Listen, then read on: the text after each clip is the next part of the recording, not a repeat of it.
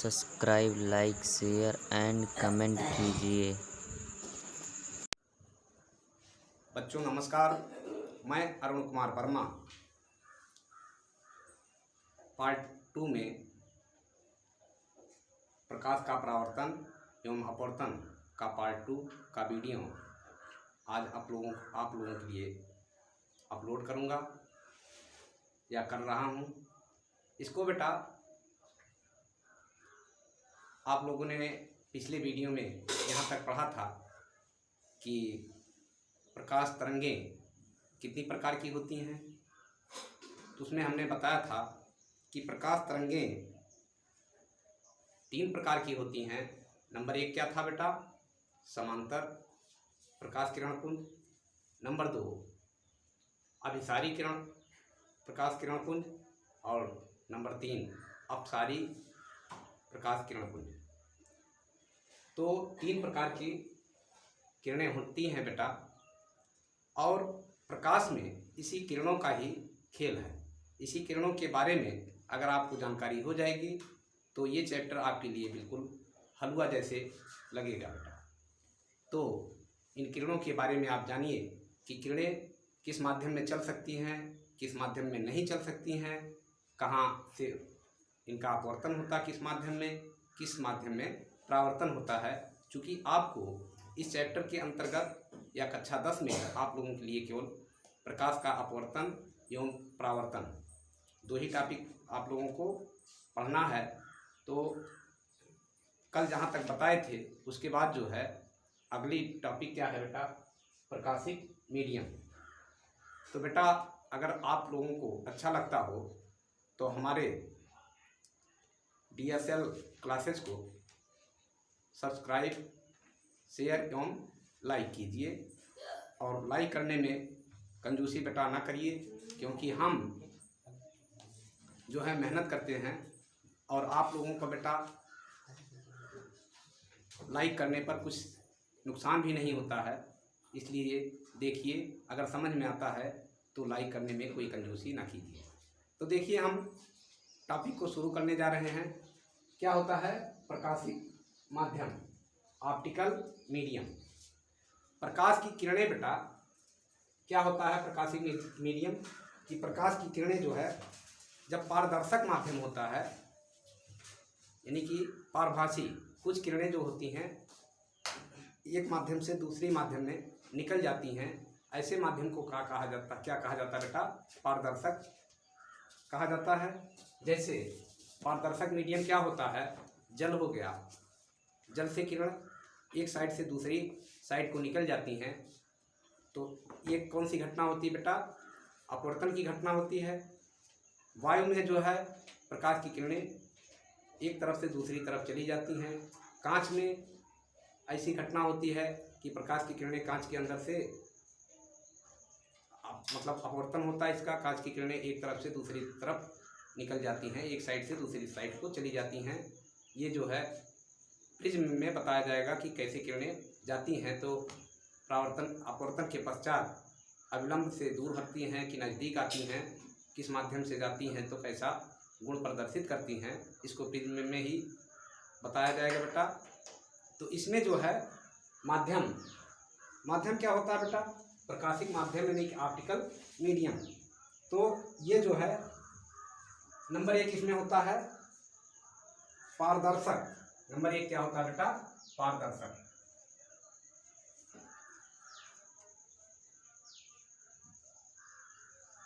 पारदर्शक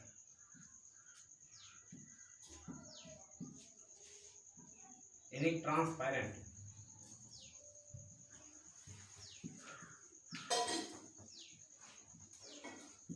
ट्रांसपेरेंट मतलब यही बताए जो कि एक माध्यम से अगर अगले माध्यम में आसानी से चली जाती हैं, तो इस प्रकार के माध्यम को कौन सा माध्यम कहा जाता है बेटा? पारदर्शक माध्यम कहा जाता है। और सबसे अच्छी कल ही बताए थे बेटा कि किरणें जो है सबसे अच्छी तरह से किस माध्यम में गुजरती हैं? निर्वात में। तो दूसरा माध्यम मान लीजिए कि निर्वात हो गया। निर्वात को इंग्लिश में क्या कहा जाता है बेटा? वैक्यूम कहा जाता है। निर्वात या वैक्यूम।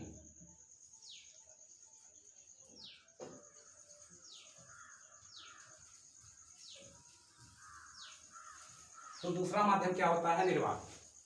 इसी माध्यम में जो है प्रकाश की किरणों का वेग सबसे बेटा अधिकतम होता है। कितना हमने कल बताया था? 3×10⁸ मीटर प्रति सेकेंड। ये आप लोगों को परीक्षा में पूछा जाता है कि प्रकाश का वेग कितना होता है। तो कितना होता है बेटा? 3×10⁸ मीटर पर सेकेंड, यानी कि 1 सेकेंड में जो है 3×10 मीटर की दूरी जो है प्रकाश हमारी तय करती है। इसको घात क्यों लगाया जाता है? आप लोग अभी जो है घात के बारे में, इसी को क्या कहा जाता है? कोटि कहा जाता है। यानी कि 3 के बाद जो है इसको अगर 10⁸ को मतलब विस्तृत रूप में लिखा जाए तो ये लिखा जाएगा 3 और उसके बाद क्या लगाया जाएगा? 8 जीरो लगाया जाएगा। यही चीज़ ये लिखा गया है। 1 2 3 4 5 6 7 8। यानी कि अगर आप लोग अब पढ़ेंगे इकाई, दहाई, सैकड़ा, हजार, 10,000, लाख, 10 लाख, करोड़, 10 करोड़, यानी कि 30 करोड़। कितना बेटा? 30 करोड़।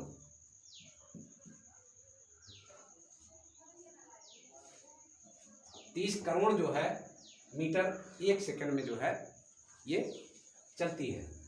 तो ये पूछा जाता बेटा, ये चीज़ नहीं पूछा जाएगा। इसको ऐसे ही लिखना है 3×10⁸ मीटर प्रति सेकंड। इसको आगे कोई कोर्स में जब आप लोग इसको हाई स्कूल को पास कर लेंगे तो 11th में पहुंचेंगे तो ये कोटिमान होता है, कोट के बारे में आपको बताया जाएगा। और अगर आप लोग अच्छी तरह से हमारे वीडियो को पसंद करेंगे, देखेंगे, तो थोड़ा बहुत नॉलेज हम आप लोगों को इस वर्ष भी दिया करेंगे। तो इसमें बेटा अगला पारदर्शक, एक हो गया पारदर्शक, दूसरा हो गया निर्वात, तीसरा होता है पारभासी।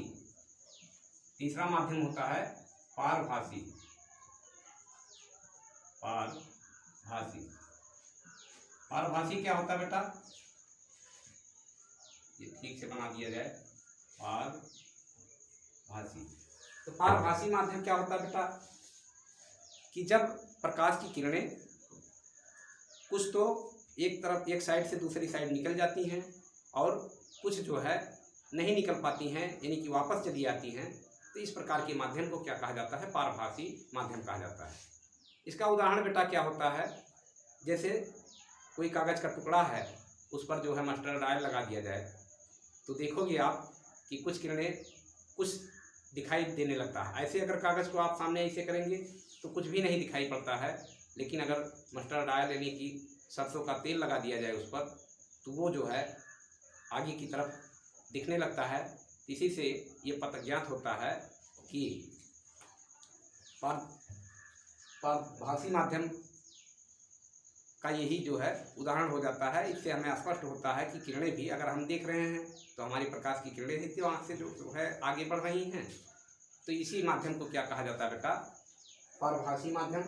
और उदाहरण क्या हो गया? जैसे कांच है, अगर वो घिस जाए तब भी वो पारभासी हो जाता है। कुछ किरणों को जो है क्या करता है? अपने एक साइड से दूसरी साइड जाने देता है और कुछ किरणों को क्या कर देता है बेटा? परावर्तित कर देता है, यानी कि रिफ्लेक्ट कर देता है। तो ये सब जो है पारभासी माध्यम के उदाहरण हो गए। और पारदर्शक के बता ही दिए हैं, हवा हो गया, जल हो गया, ये सब जो है कांच हो गया, ये सब पारदर्शक होते हैं। और निर्वात तो सबसे अच्छा माध्यम होता है, इसमें जो है प्रकाश की चाल सबसे ज़्यादा होती है। और कल बता दिए थे कि कांच में प्रकाश की चाल कितना होती है, ये भी पूछा जाता है। तो कांच में प्रकाश की चाल बस कुछ नहीं करना रहता है, 3 हटा करके 2 कर दिया जाता है, यानी कि 2×10⁸ मीटर प्रति सेकेंड होती है। अगला माध्यम जो होता है अपारदर्शक होता है बेटा। चौथा माध्यम क्या होता है? अपारदर्शक। अपारदर्शक माध्यम। पारभासी माध्यम को बेटा इसके बारे में आप लोग जान ही लिए। अगला होता है अपारदर्शक। अपारदर्शक माध्यम ऐसा माध्यम होता है जिसमें बेटा प्रकाश की किरणें किसी वस्तु पर पड़ने के बाद, अगर प्रकाश की किरणें किसी वस्तु पर पड़ती हैं तो वह जो है वस्तु किरणों को जो है प्रकाश की किरणों को पूर्णतः वापस कर देती है। इस प्रकार के माध्यम को क्या कहा जाता है बेटा? अपारदर्शक माध्यम कहा जाता है। इसका उदाहरण आप लोग जो है समतल दर्पण भी समझ लीजिए। जिसमें हम अपना चेहरा बेटा देखते हैं।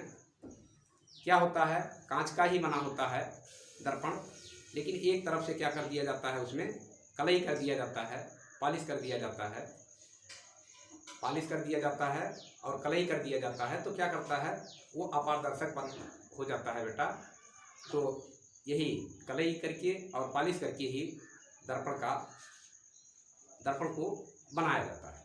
तो अभी इसके बाद जो है अगले टॉपिक में दर्पण के मतलब प्रकाश के परावर्तन को बताएंगे, तो इसको थोड़ा विस्तृत बताएंगे कि कैसे क्या होता है। तो ये माध्यम जो है बेटा कितने प्रकार के होते हैं, 4 प्रकार के होते हैं। नंबर 1 पारदर्शक माध्यम, नंबर 2 निर्वात माध्यम, और तीसरा पारभासी माध्यम, और चौथा जो है अपारदर्शक माध्यम। तो इसका जो है उदाहरण क्या हो गया, हवा हो गया, हवा, एयर, वाटर, और ग्लास यानी कि कांच। ये तो निर्वात अपने आप में एक सबसे अच्छी प्रकाश की किरणों को चलने के लिए माध्यम है, ये है। और तीसरा पारभासी होता है। पारभासी का उदाहरण क्या हो जाएगा बेटा कि तेल लगा हुआ कागज, तेल लगा कागज, घिसा हुआ कांच, घिसा हुआ कांच, ये सब जो है पारभासी हो जाते हैं।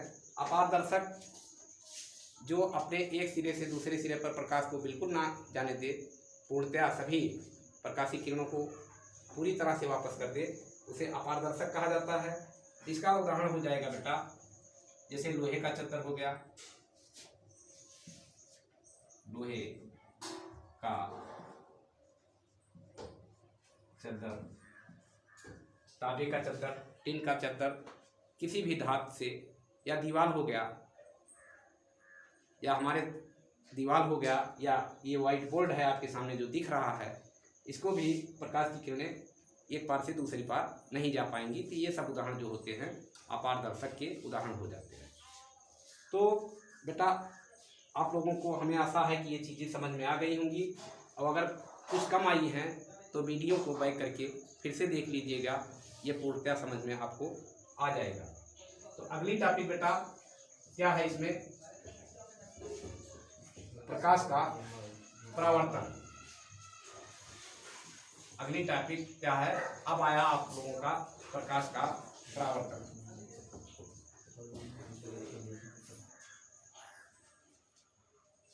प्रकाश का परावर्तन, प्रकाश का परावर्तन यानी कि रिफ्रैक्शन ऑफ लाइट। तो इसमें क्या होता है बेटा, प्रकाश का परावर्तन कैसे होता है, यही इसी घटना को आपको, इसी के बारे में आपको पूर्णतः जानकारी होनी चाहिए। एक ये मानो कांच का टुकड़ा है, एक जो है क्या है बेटा, कांच का टुकड़ा है। तो कांच के टुकड़े पर जब कोई प्रकाश किरण आकर के क्या होती है, आपतित होती है। प्रकाश की किरण आकर के यहाँ पर इसके चिकने प्लेट पर आकर के गिरती है। तो गिरने के पश्चात यह किरण क्या करती है बेटा कि पूर्णतः चूंकि इधर क्या किया जाता है, इसी को दर्पण को देखो, दर्पण कैसे बनाया जाता है, इधर जो है कलई कर दिया जाता है, दर्पण के एक साइड में कलई कर दिया जाता है। और कलई किस चीज का किया जाता है बेटा, यानी पॉलिश, ये या तो चांदी का कर दिया जाता है, इन चीजों का, चांदी का या तारपीन के तेल का या पारे का, इस पर जो है पॉलिश किया जाता है। तो किस चीज का बेटा, चांदी का किया जाता है। ये भी परीक्षा के लिए बहुत ही इंपॉर्टेंट है। चांदी हो गया, पारा हो गया, चांदी क्या हो गया, Ag, ये भी पूछ लिया जाता है, ये रसायन विज्ञान में पूछ लिया जाता है, या पूछा नहीं जाता है तो कम से कम इसकी जानकारी होनी चाहिए कि चांदी है क्या, इसका प्रतीक क्या है। और दूसरा होता है पारा, जिसे अंग्रेजी में क्या कहा जाता है, मरकरी कहा जाता है। इसका प्रतीक होता है Hg। और एक चीज यूज किया जाता है तारपीन का तेल। तारपीन का तेल, तारपीन का तेल जैसे आप लोग ने केरोसिन ऑयल यानी कि मिट्टी के तेल को तो देखे होंगे, एकदम सेम वैसे ही होता है। तो इन सब चीज़ों का प्रयोग करके और जो है लेड ऑक्साइड की कलरिंग कर दी जाती है। किसकी बेटा? लेड ऑक्साइड की। लेड ऑक्साइड, लेड ऑक्साइड क्या होता है? PbO होता है। क्या होता है बेटा? PbO। तो इन चीज़ों की इनका क्या किया जाता है? पॉलिश किया जाता है और इसकी क्या कर दी जाती है? कलई कर दी जाती है। ये क्या बन जाता है? समतल दर्पण बन जाता है। समतल दर्पण में ही हम अपने चेहरे को देखते हैं बेटा। तो ये जो है अब एक तरफ से पॉलिश कर दिया गया तो प्रकाशिक माध्यम के लिए यह क्या हो गया? बिल्कुल अपारदर्शक हो गया। तो इस पर जब प्रकाश की किरण आकर के आपतित होती है, किसी बिंदु पर आकर के जो है पड़ती है, तो ये पूर्णतया जो है उसी माध्यम में, जिस माध्यम से आती है उसी माध्यम में पूर्णतया वापस चली आती है। ऐसे जो है वापस लौट जाती है। इसी घटना को क्या कहा जाता है? प्रकाश का परावर्तन कहा जाता है। यानी कि प्रकाशिक किरणें जब किसी चिकने तल पर आकर पड़ती हैं तो वह पूर्ण रूप से उसी माध्यम में वापस चली जाती हैं। इस प्रकार की घटना को क्या कहा जाता है? प्रकाश का परावर्तन कहा जाता है। इसमें जो है बीच से क्या दिखा दिया जाता है? नॉर्मल। इसे क्या कहा जाता है बेटा? अविलंब। हिंदी में क्या कहा जाता है? अविलंब। अभिलंब, अभिलंब। और ये कौन सी किरण है बेटा? आपतित किरण। आपतित किरण। और ये जो है रिफ्लेक्ट होकर के वापस आ रही है तो ये क्या होती है? परावर्तित किरण। ये कौन सी किरण है बेटा? परावर्तित किरण। आपतित किरण को इंग्लिश में क्या कहा जाता है बेटा? Incidence rays. Incidence rays. इसको जो है रिफ्रैक्टिव रेज कहा जाता है। Refracting raise.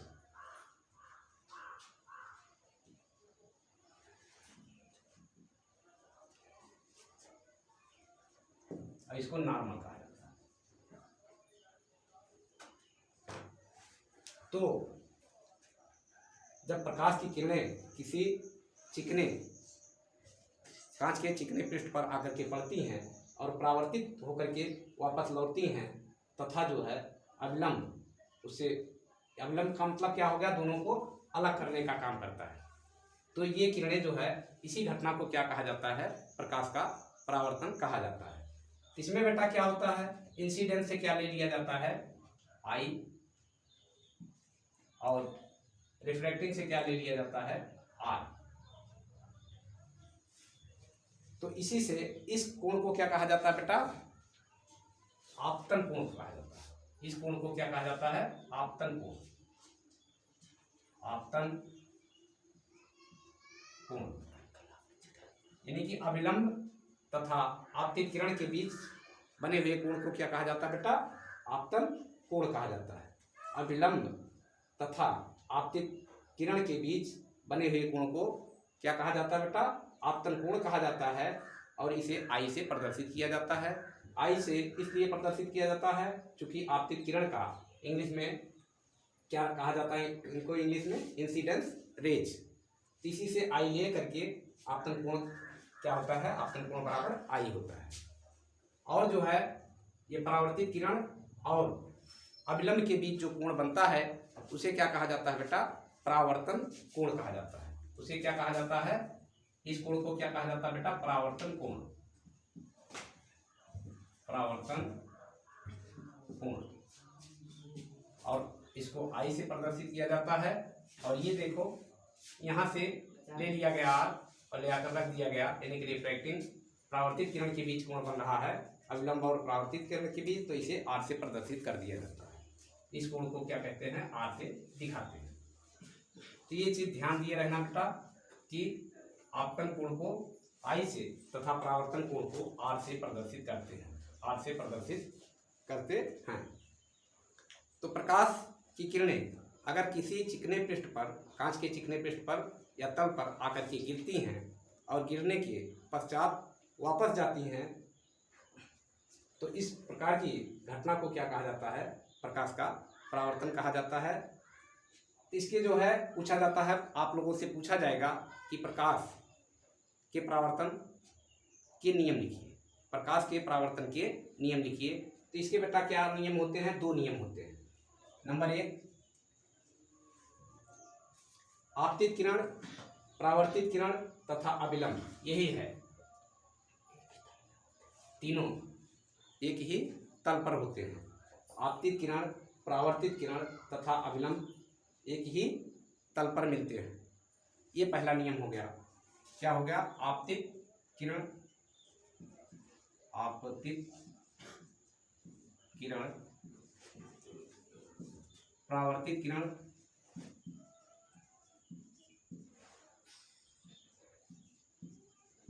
किरण तथा अविलंब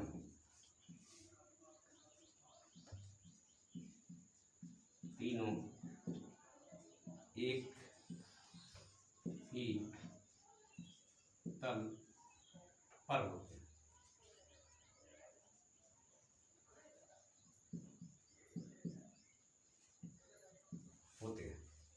दूसरा नियम क्या होता है बेटा कि देखिए, ये कुछ एंगल से आई और इसी के हिसाब से क्या हो गई? परावर्तित हो गई। तो ये बीच में जो किरण अविलंब डाला जाता है, ये क्या करता है? दोनों को आधे आधे पार्ट में क्या करता है? देता है बेटा, बांट देता है। जैसे अगर किसी के घर में 2 भाई होते हैं तो क्या किया जाता है? आधा आधा बंटवारा होता है। उसी प्रकार से अगर अविलंब को डाला गया है तो एकदम सेम आधे आधे पर जो है इसको क्या करता है? क्रॉस करता है। तो इससे क्या पता लगता है कि आपतन कोण तथा परावर्तन कोण आपस में क्या होते हैं? बराबर होते हैं। तो दूसरा नियम निकल करके आता है कि आपतन कोण I तथा परावर्तन कोण R क्या होते हैं? बराबर होते हैं। आपतन कोण I तथा परावर्तन कोण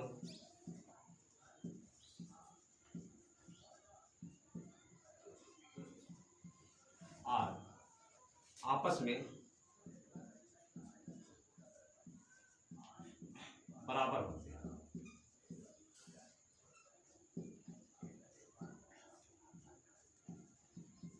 ये नियम आपकी बार के लिए बहुत इंपॉर्टेंट है, क्योंकि आप लोगों को जो है एनसीईआरटी बोर्ड ने अपवर्तन को आप लोगों के कोर्स से निकाल दिया है, तो परावर्तन ही बचा है।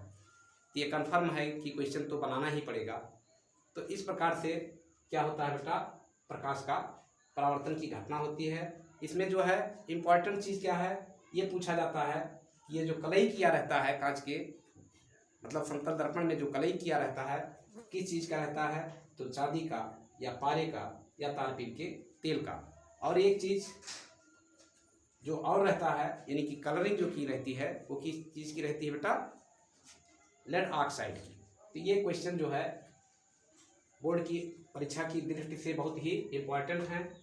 और ये कोण जो है, अगर मान लो कोण के बारे में भी पूछा जाता है कि कोण क्या होता है, तो मानो आधे पर बाटी, मानो ये 30 डिग्री के कोण पर आ रही है, तो ये भी रिफ्लेक्ट कितने पर होगी? 30 डिग्री पर होगी, क्योंकि नियम ही बताता है कि आपतन कोण I तथा परावर्तन कोण R आपस में क्या होते हैं? बराबर होते हैं।